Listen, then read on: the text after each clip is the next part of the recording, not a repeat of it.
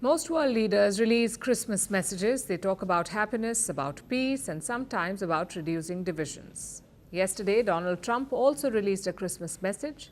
Let's just say it was very different. Let me quote from what he said. Merry Christmas to Governor Justin Trudeau of Canada. If Canada was to become our 51st state, their taxes would be cut by more than 60%. Their businesses would immediately double in size and they would be militarily protected like no other country anywhere in the world. This is from the incoming President of the United States. He is openly asking Canada to join his country. It was funny the first time. It was less funny the second time, but now it's downright insulting. Yet what is Justin Trudeau doing about it? Nothing. He can barely keep his government afloat. There's no way he can take on Donald Trump. But the running joke does raise questions about this relationship. Why does Trump dislike Trudeau? I mean, he's picked fights with other leaders too, but with Justin Trudeau, it seems personal. We can think of three reasons why. One is ideology. Trudeau bills himself as the liberal darling, whether it's on LGBTQ rights or minority issues or climate change, and Donald Trump is the exact opposite. He is the conservative darling. Secondly, Trudeau has a close relationship with Trump's arch nemesis, the man who drew Trump to politics, Barack Obama. Both of them share a very close bond. In fact, Obama endorsed Trudeau twice, once in the 2019 election and then again in the 2021 election. I bet Trump does not like that. Which brings us to the third reason, Trudeau's own actions in the first Trump presidency.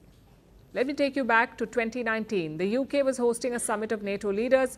Trump, Emmanuel Macron and Boris Johnson were huddled together and Trudeau decided to crack some jokes.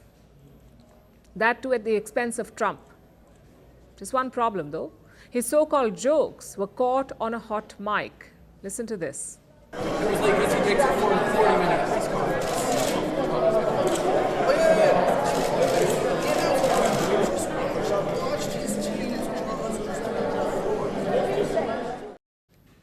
Trump was understandably angry. After seeing this video, he called Justin Trudeau two-faced. He also left the NATO summit early. Well, he's two-faced. Do you think that Germany's too nice? And honestly, with Trudeau, he's a nice guy. I find him to be a very nice guy. But, you know, the truth is that I called him out on the fact that he's not paying 2%. And I guess he's not very happy about it. To be fair, Trump is a tough customer. He doesn't filter his words, he can fire off insults, and he doesn't respond to reason. But you must admit two things about him. One, he responds to strength. And two, he has forgiven some of his bitter rivals. Just think back to his first term. Trump had a major rivalry with Kim Jong-un. He called the North Korean leader rocket man and maniac, even threatened to launch nukes at him. But the same Donald Trump also reached out to him. He met him thrice in less than 1 year, also exchanged handwritten letters with him, which means you can find ways to work with Donald Trump. Japan's Shinzo Abe did it, Benjamin Netanyahu did it, Emmanuel Macron did it, and India's Prime Minister Narendra Modi did it. But Justin Trudeau simply cannot, and we get it. Trump is not your conventional world leader.